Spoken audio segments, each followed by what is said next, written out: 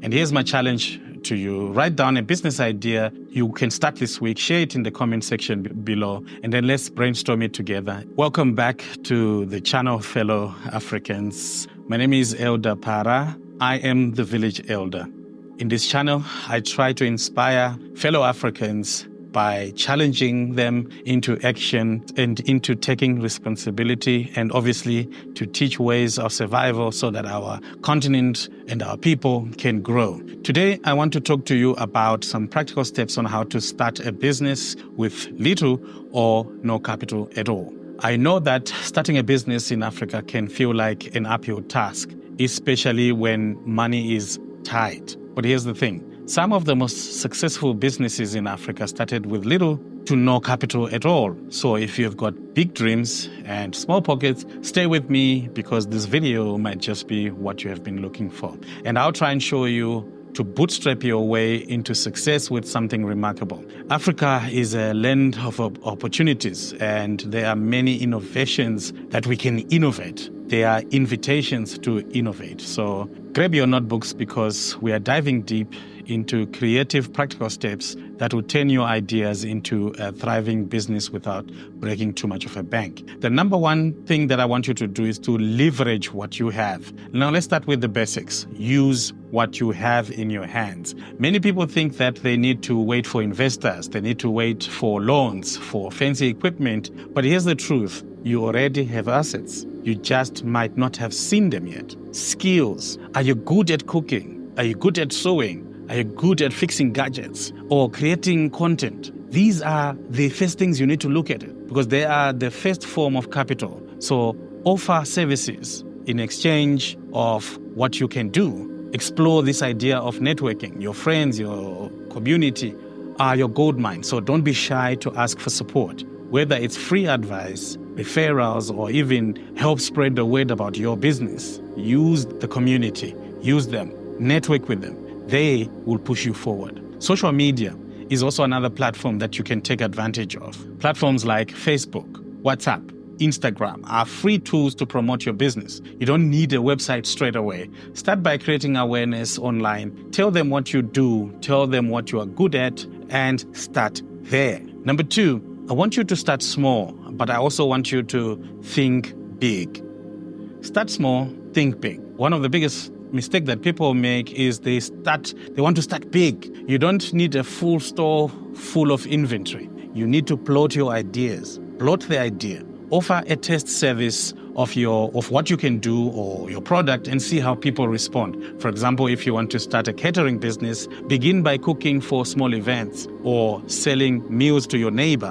When there's a party, propose that you would like to do the catering for free. This is the best way you can really start to test your service. I want you to focus on one product or service at a time. Start with just one thing that you know you can do exceptionally well. Let's say you want to start a clothing brand. Instead of launching a whole collection, start with maybe one t-shirt and then start to scale it up gradually as you get into your rhythm. Then I want you to reuse and recycle. Find creative ways to recycle. Instead of buying packaging, use materials that you already have.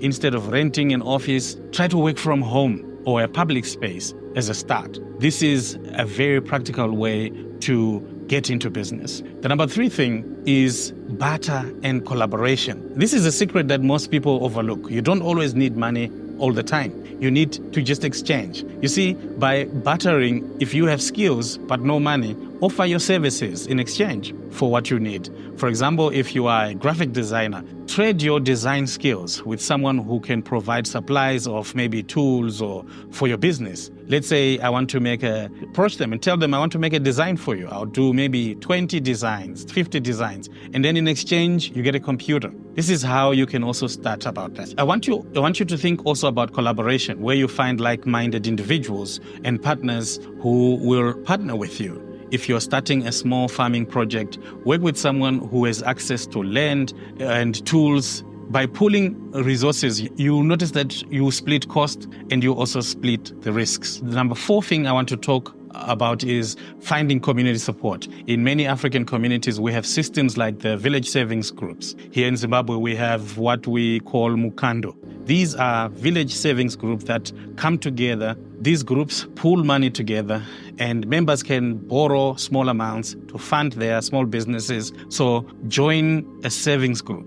Look for local community systems that is there, or create one with trusted friends. The word trust being very important. I want you to utilize community resources. And in many African countries, we have many NGOs that offer free training, mentorship, or small grants for entrepreneurs.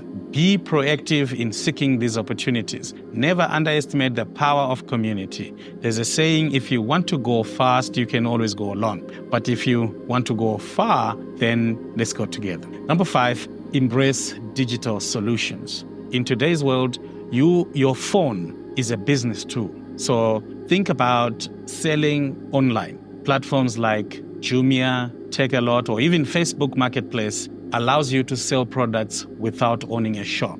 I want you to also think about freelancing platforms, websites like Upwork, Fiverr, and TopTal. They let you sell your skills globally, whether it's writing, designing, coding. The internet opens up doors to clients far beyond your physical catchment. And also take advantage of digital platforms to receive payments. In Zimbabwe, we have EcoCash, Airtel Money. There are many in PayPal. In closing, I want you to know that starting a business or starting small, it doesn't mean you're staying small. Many of the Africans' biggest success stories started humbly.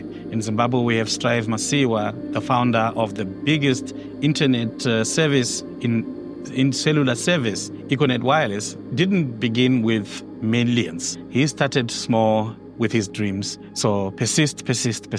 Take the first step. Don't let the lack of money stop you from starting your business. You can build something extraordinary. And here's my challenge to you. Write down a business idea you can start this week. Share it in the comment section below, and then let's brainstorm it together. And if you found value in this video, then I want you to a thumbs up and share it with somebody who needs a little push to start their own little business. But don't forget to subscribe for more tips, advice, and inspiration to transform your lives. And thank you very much for joining me.